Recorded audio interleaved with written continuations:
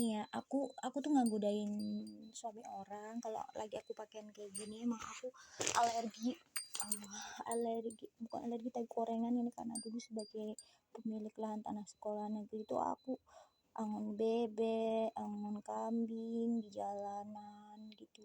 Terus aku kalau makan lapar tuh ngambil buah jatuh di jalan gitu, setiap hari. Dan kalau kakek aku nggak ada, aku kadang nggak makan sampai sore. Ibu aku kan pergi sama ayah aku, pisah sejak tanah aku dipakai untuk bangun sekolah negeri. Nah, ini buktinya. Ini aku berendam waktu masih usia 3 tahun, 2 tahun sering sampai usia 11 tahun kalau nggak salah. Kan meninggal 11 tahun kakek aku karena kerubuhan rumah, karena nggak ada untung sebagai pemilik tanah sekolah negeri. Nah, ini koreng-koreng alergi ini aku dapat karena aku berendam ikut kakek aku di sawah dan berendam lumpur yang bebek itu. Dia ngajak aku untuk nungguin bebek, angon bebek, lalu aku tuh bantuin buat ngambilin telurnya gitu. Telurnya itu nanti dikumpulin gitu di lumpur-lumpur itu. Nah, aku bisa dari pagi sampai jam sore itu aku baru pulang gitu. Dan itu aku masih usia balita gitu.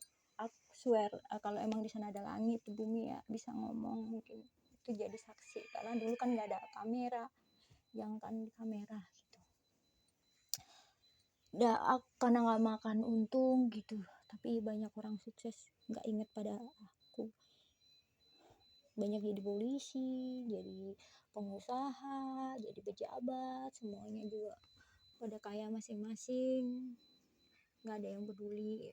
Terus saya juga nggak mau peduli lagi. Kalau saya mau mengambil tanah itu lagi, saya masih mikir untungnya itu untuk sekian tahun sejak saya lahir gitu sampai gini kan berapa. Kalau memang usia saya sampai mati hidup, kalau 36 tahun saya sakit setahun lalu saya mati, saya hidup lagi buat nuntut semuanya hak saya. Dan saya baru sembuh dari sakit parah busung lapor tuh sekitar 4 tahun, 5 tahun setelah pokoknya itu perceraian aku kan. Pisahan aku sama mantan aku, dia udah sama wanita lain itu udah 8 tahun yang lalu. Dia udah gak pernah sama aku tuh udah 9 tahun 10 tahunan gitu, karena dia udah ketemu lagi sama ceweknya. Dan dia maunya sama cewek yang dia cinta CLBK gitu. Kalau dia cinta ya kalau dia emang saling suka kan, cinta nggak bisa dipaksa gitu. Makanya aku nggak bisa ngomong apa-apa gitu. Memang aku pikirin juga sih sempat karena ngedown gitu, sama nggak doyan makan dan sebagainya. Itu udah bertahun-tahun aku nggak doyan makan sampai sakit parah begitu, sampai di opname hampir setahun, dan ada bukti-buktinya juga gitu. Dan aku emang sakit. Nah, makanya di sini orang yang mau nerima aku gitu, dia tahu segalanya tentang aku gitu.